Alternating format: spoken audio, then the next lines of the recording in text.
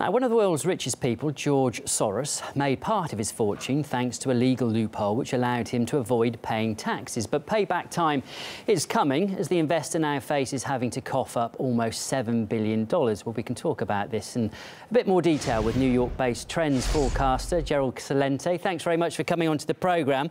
This is all a bit embarrassing, isn't it, for Mr Soros, because you know, he has often said that rich people should pay more taxes, but now it's become clear he's done his best to dodge paying them.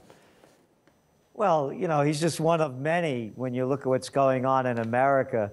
These hedge fund guys and private equity guys, you know, they pay taxes at a capital gains rate, which is about 20%, when they should be paying about 39%. So they've all been getting a break.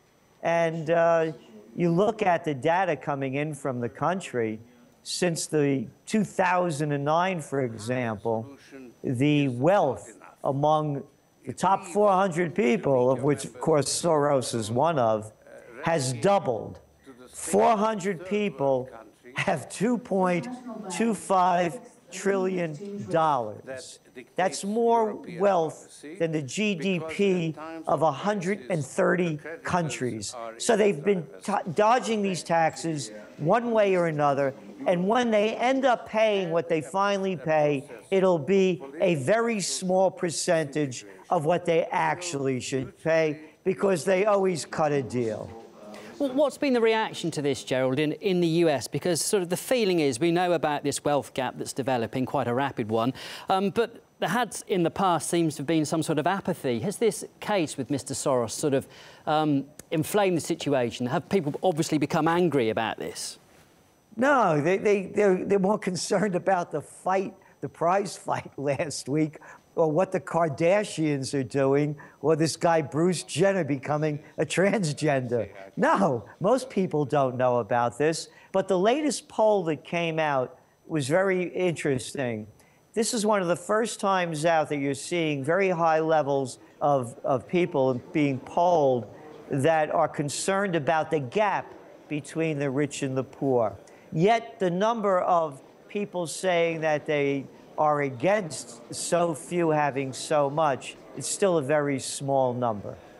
So, I mean, given that, do you expect the government to do more to chase tax dodgers or to try and close more loopholes? Or if there's no pressure on them, I mean, who's putting pressure on the government to actually act? I mean, if the public won't do it, and presumably people, despite what Mr Soros has said, that taxes should be raised for rich people, if he's been getting away with it for years, will actually anything be done?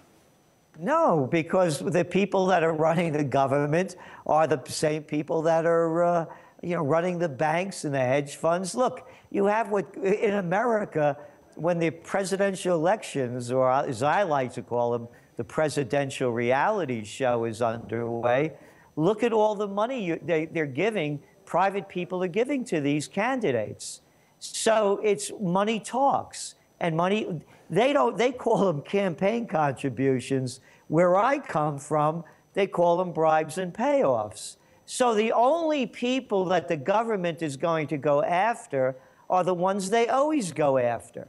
And that's the little people, whether it's on the economic end or whether it's breaking the law. Look, you saw what they did with Snowden. I mean, he must be pretty close by. Look what they did to Petraeus, the former general, for giving his girlfriend classified information. It was a misdemeanor.